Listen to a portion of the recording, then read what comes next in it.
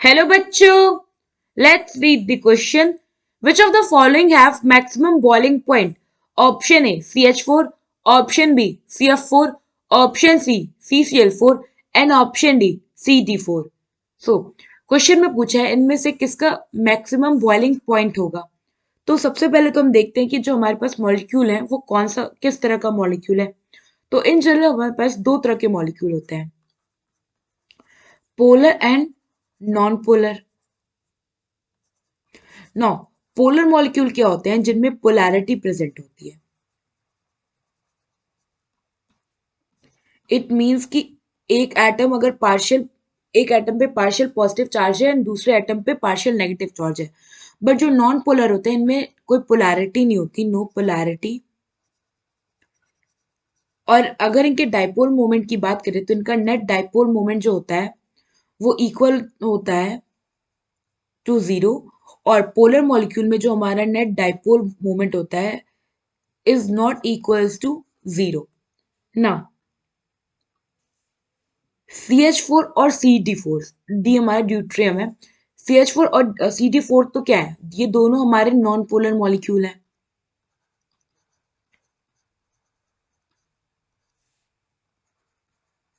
क्योंकि दोनों में अगर आप देखोगे तो कोई इलेक्ट्रोनेगेटिविटी डिफरेंस इतना ज्यादा नहीं होता है कि यहाँ पे चार्जेस क्या डेवलप हो सके।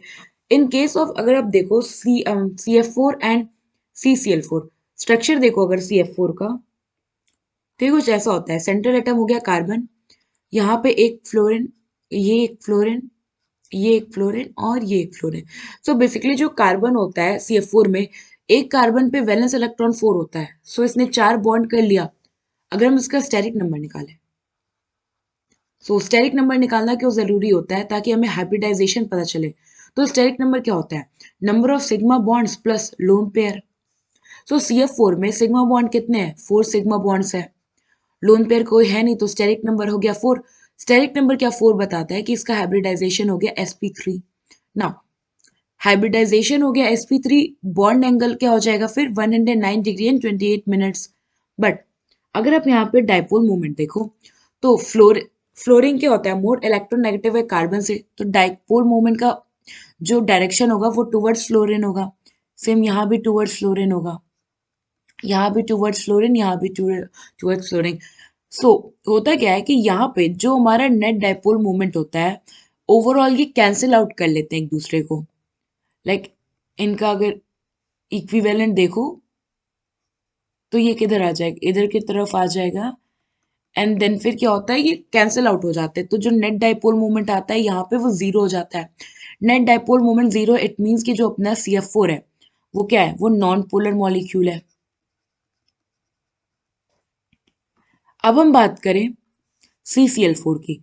तो CCl4 में भी कार्बन का अगर स्टेरिक नंबर निकालें यहाँ पे तो कितने 4 बॉन्ड बना लेगा, कोई लोन पेयर नहीं होगा।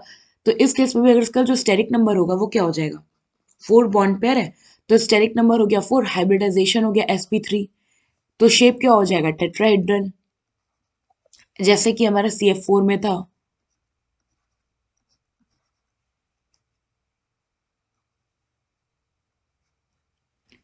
ना यहाँ पे अगर आप देखोगे तो यहाँ पे भी क्लोरीन ज्यादा इलेक्ट्रोनेगेटिव है तो डाइपोल मोमेंट का डायरेक्शन उसके टुवर्ड्स होगा। बट फिर क्या होगा कि जो नेट डाइपोल मोमेंट होगा यहाँ पे वो जीरो हो जाएगा, क्योंकि ये सारे जो डाइपोल मोमेंट हो रहे हैं डिफरेंट डायरेक्शन में ये एक दूसरे को कैंसिल आउट कर देंगे। इट मीन्स कि हमारा CCl4 भी क्या है, नॉन पोलर मॉलिक्यूल है। अब होता क्या है कि जो हमारे नॉन पोलर मॉलिक्यूल है इनमें होता है वंडरवॉल फोर्स। और अगर आप वंडरवॉल फोर्स का बॉइलिंग पॉइंट निकालो तो वो डायरेक्टली प्रोपोर्शनल होता है मॉलिक्यूलर मास का। सो यहाँ पे जो हमारा बॉइलिंग पॉइंट होगा वो क्या होगा, डायरेक्टली प्रोपोर्शनल होगा मॉलिक्यूलर मास से।